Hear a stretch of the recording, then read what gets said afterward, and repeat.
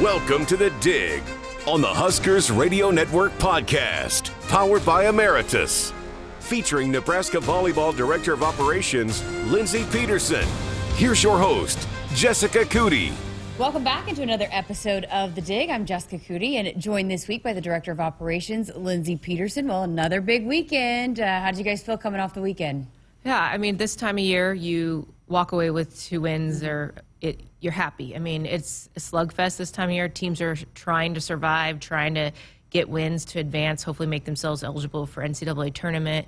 You're in mid-November. You're dealing with fatigue mentally, physically, emotionally with players, and it's just the grueling Big Ten. So to walk away with 2 wins, it's a good feeling, and keep this team focused and motivated, and hopefully find an edge here these last 2 weeks of conference. I said weekend, but you guys did have the split between Wednesday, Sunday.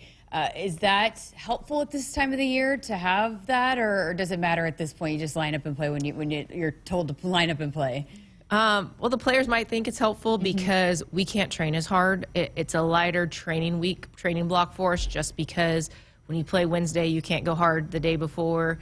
We'd played the previous Sunday, so Monday was an off day. So the number of days that we had to really train hard in the gym were limited this past week. And so it's good, but it also is challenging too when you're trying to throw that into a schedule and get on. It's a different routine, a different schedule. We're very much, routine-minded program, and we like to stay on how we do it. So they have to adjust that a little bit, but it was nice not to play back-to-back or have a travel weekend and be here at home. And this coming week will be a little better not having a midweek match. Before we get into diving into both the matches and all of that, I did want to ask you, because I've been asked a lot too, the Sunday matches. It seems like I get asked a lot, it seems like we're playing more Sunday matches this year, and we were kind of just chatting about that before we started recording, but it's just scheduling and how it works out, right? It's not like it's any more or any less. It's just, and it depends on a lot of different factors, right? That's correct. We had several Sunday matches last year. It was just spread out a little bit more. This year, the way it fell was basically November, we got hit with 3 Sunday matches. Some of that was due to football. Some schools can't do football and volleyball on the same day. They can't handle it logistically, so that was why our Rutgers match got moved from a Saturday to a Sunday. And then with the Big Ten parameters and their scheduling that they look at, they put in for you to have a Friday, Sunday at some point throughout your Big Ten schedule, where Friday might be home and Saturday's away, or vice versa, just as a different look, and to provide opportunity for those Sunday game matches to maybe be on BTN. So it just happened with our schedule. It fell. Those all came in November for us, but we had a lot of back-to-back ones leading up to this last month of season. Right. Well, let's talk about, in the 2 wins, seems like the middles performed very well. How excited were you guys about and pleased with the performances of Becca Alec and Andy Jackson over these last 2 wins? Those 2 have put a lot of focus and effort in the last couple of weeks in training and trying to be more of offensive threats. They started off the year being very offensive, and we needed to be more of a balanced offense and get them up and find ways for them to be a factor, even if it wasn't a perfect pass, and find ways to score behind the setter. And so we've put a lot of focus on that in practice the last few weeks, and you're starting to see it play out now in the matches. They're getting more confidence. I think you see Bergen more confident in setting them and trusting they're going to be up. When she may not be able to see them, it might be a blind set if she's off, and is just trusting they're going to be there for her to fire it into them. And a lot of times, I mean, Merritt, with having the weekend she's had lately and the matches she had, we know she's going to get a ton of focus. So if we can push the middle of the court, those hitters are going to be one-on-one a lot of times, because they're not going to get, the wing blockers aren't going to help, because they're going to be worried about our pen hitters, because they've been producing big numbers for us. So it's a big advantage for our offense. It continues to put a lot of pressure and stress on the opposing team's defense and their blockers. And anytime you have a one-on-one opportunity as attacker, the odds are usually in your favor. So really getting those 2 with that mindset of finding a way to get up and be available and have those situations has been key, and you saw that play out this weekend. How much of an advantage is it too to have 2 like that with Andy and Becca and the caliber of players that they are? It's a great advantage. We're very lucky and blessed to have them in Husker uniforms, and they both bring a different look and mentality to our offense. Andy's great behind off one leg. That's You know, she plays, that's the position she is in the middle, is so she's up front when the setter's up front, so she can run behind. But she's very dynamic and explosive, and we can take advantage of her physical, you know, talents and traits of being such a high flyer and physical to get above the block. So that's one reason why we have her going on slides a lot.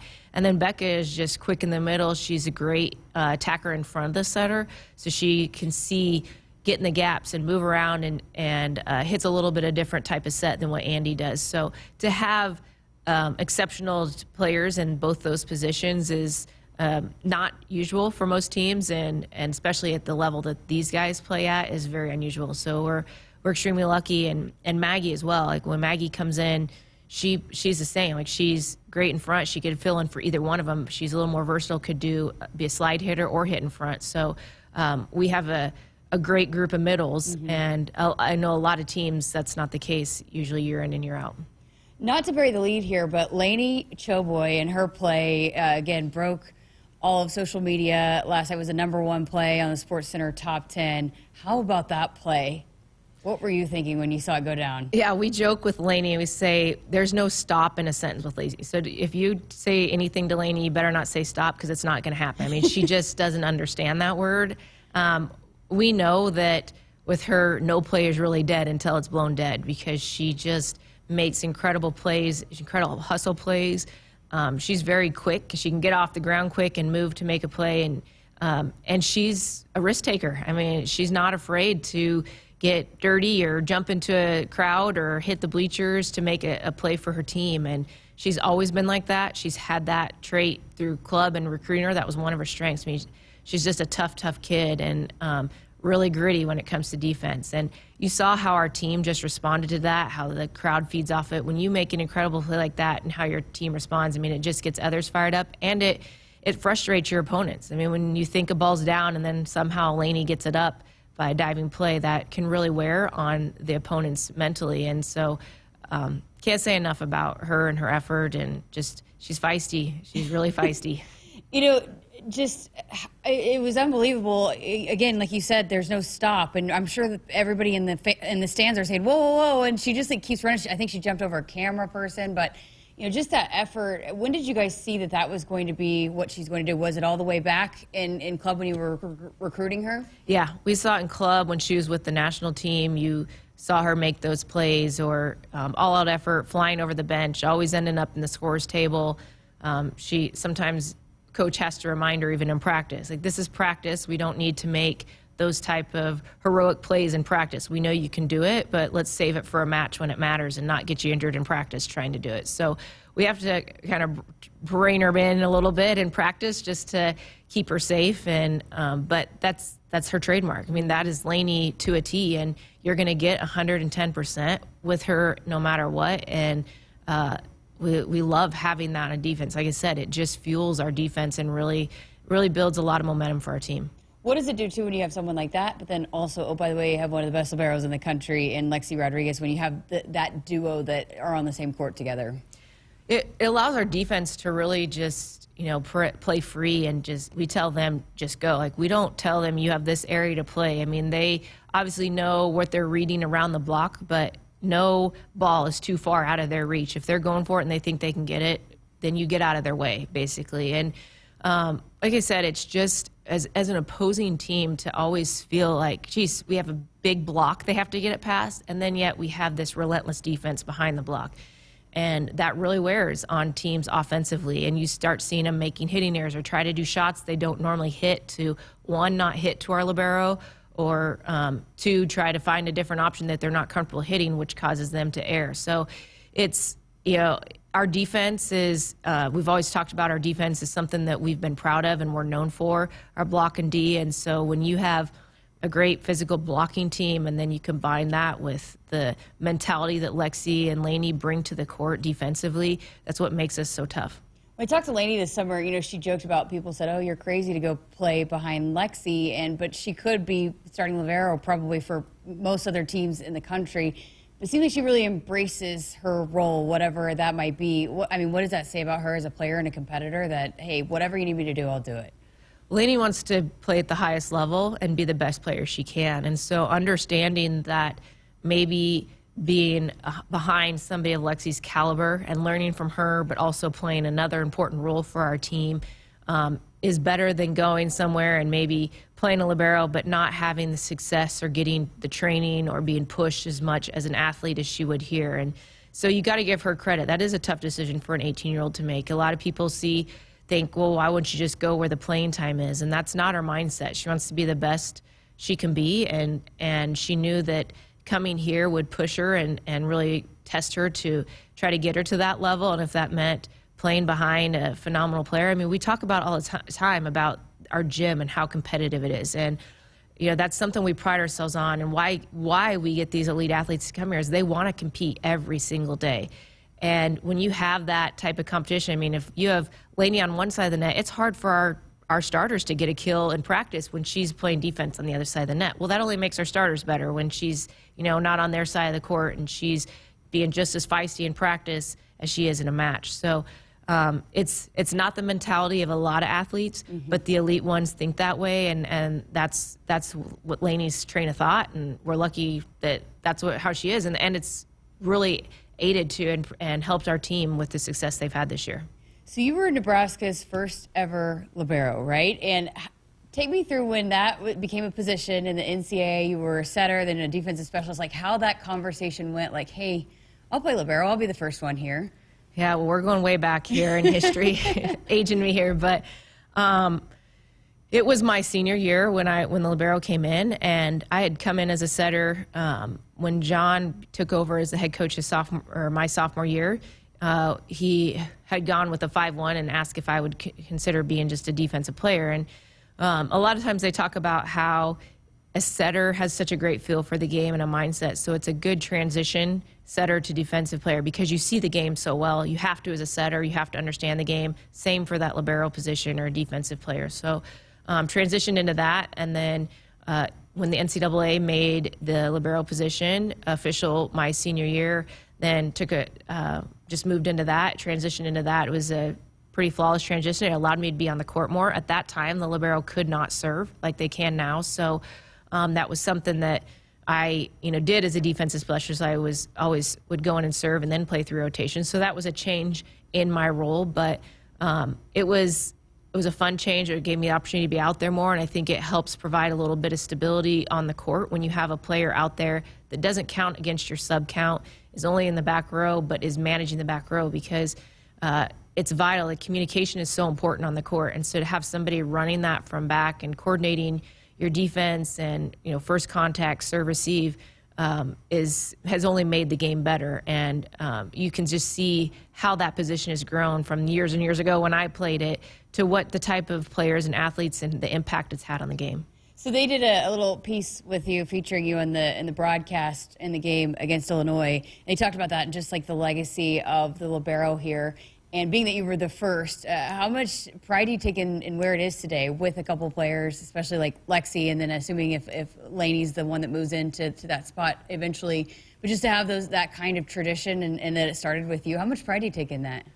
I don't really think about the fact that I was the first. I just think I look at how much that position has grown, and now the credit and the impact, like I said, it has made. And back when I played, you didn't even really talk about a libero getting on an all-tournament team or All-American. It took several years for I guess, our sport to understand the role and the importance of that role and the impact they can make, and that they're worthy of those same accolades as a setter, a middle and outside, whatever. So I think when it first came in, it was just, this is the position, we're going to do this, and now it can totally impact a team and change the game, completely change a game. And just to see then how much it's changed to where Lexi's a freshman and is freshman of the year, national freshman of the year, first team All-American as a freshman as a libero. I mean, to get a libero on the first team All-American team is very, very difficult. But you see it now year after year, because these great teams wouldn't be what they were without that position if you didn't have somebody in that position that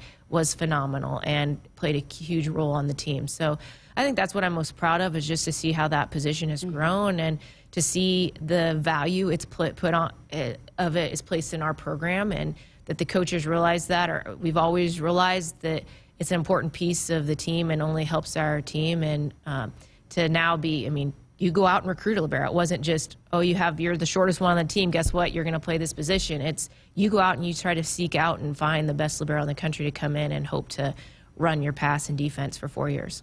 Fascinating. What separates a good libero to an elite libero? First and foremost would be passing. I mean, you want a libero that, we joke that Lexi, you didn't touch very many balls, but there's a reason for that. They don't want to serve Lexi the ball. So you're forcing them to serve to other players on our team. Well, when you put Lexi in the middle of the court, I mean, a big percentage of serves end up in the middle of the court, even though servers usually aren't trying to serve there. They're trying to stress edges of the court.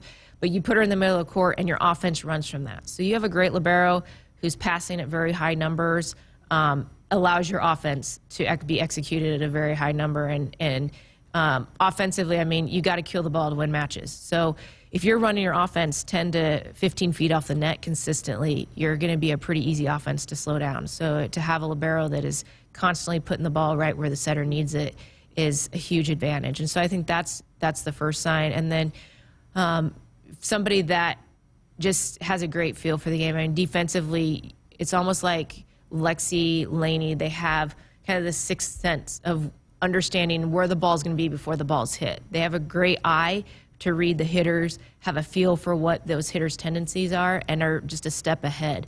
And that's not something you can really train. That's something that time and reps in the gym, playing the sport of volleyball, but also I think it's kind of an intangible that some players just don't have. And the elite liberos have that, where they just see the game so incredibly well and at such a high level that they are always almost one step ahead defensively, which allows them to make those incredible plays throughout the match. Wow. Coach was on his show last week, and we got into talking about you because Jalen was joking about how who's the scariest person. It was back in the Halloween episode. Who's the scariest person to get yelled at by on the team? And he actually said you probably. And then that led to Coach in a discussion about how you were a coach before, and then you came over and moved into that director of operations role, and you were a great coach. So take me through the decision of why you wanted to be the director of operations for this program and kind of be in that role for this program. Well, I remember when I played for John and he asked me what I was going to do in my future, and I thought I was going to be a businesswoman, and he said, have you thought about coaching? And I was like, yeah, I really hadn't put much thought into it. And so he asked me to stay my 5th year. I was graduating at semester to be a student coach. And at that point, I realized that stepping away from the game was not going to be an easy thing for me to do, and coaching did seem the next step for me.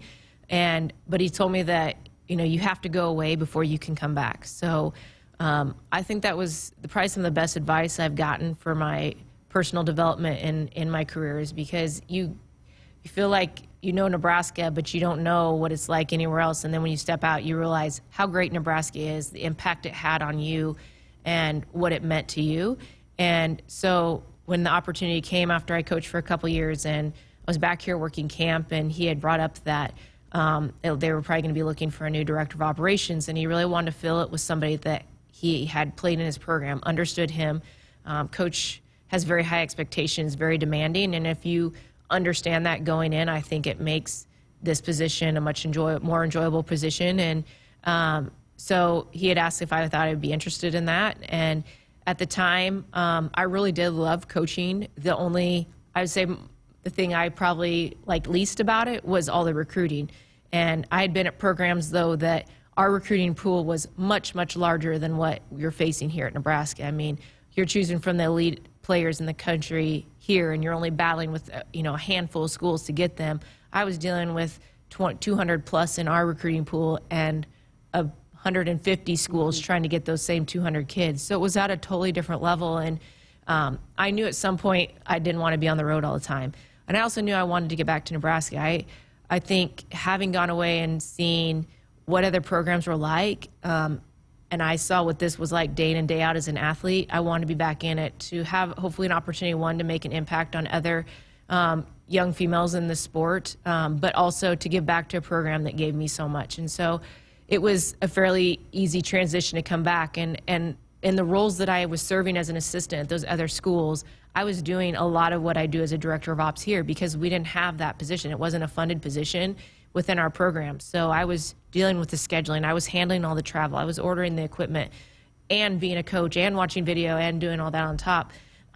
So obviously not at the level of what Nebraska demanded or required, but I had experience in that, so it wasn't like I was stepping completely away and going into something that I didn't know or understand within the sport. And it's been a great thing for me because I still am so very much a part of the team and, understanding the day-to-day of how the program operates, but also then being involved with the X's and O's and seeing that and with recruiting. And so I still get my hands in all that without it just being strictly that, and I can help our coaches now just worry about the video, the recruiting, and the X's and O's while I manage everything else. So it was a dream job that came up, and I'm grateful every day that I get to come to work here. Oh, that's awesome. What about too, just you're kind of the person that deals with the athletics department, and you have a lot of meetings, and you do a lot within this, even just outside of volleyball that you're involved in here on this side of it. How much do you enjoy that and getting to meet with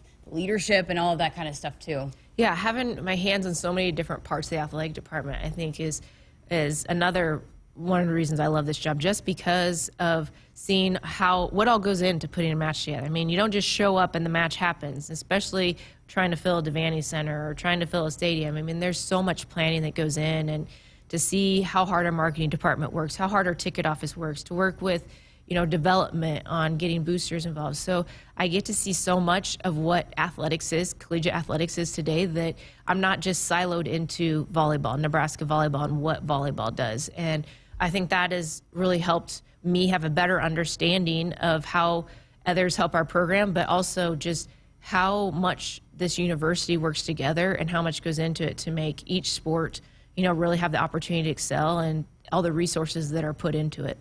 That's awesome. Well, I'd never chatted with you about your backstory, so I wanted to get to that. But okay, let's go back to volleyball and moving forward.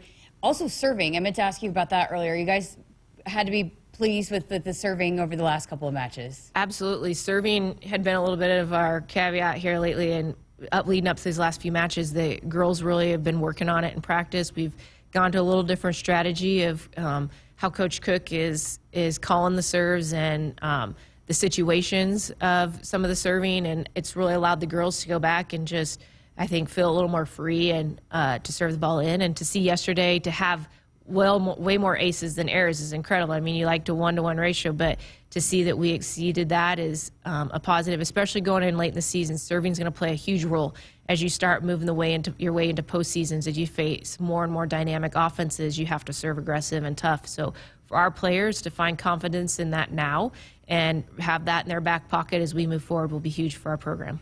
So when you're talking about being like someone from the service line that's really, really difficult to face, what goes into that? How does that person become just whoever it might be, whatever that they do, where it is such a weapon and it is such a challenge to face?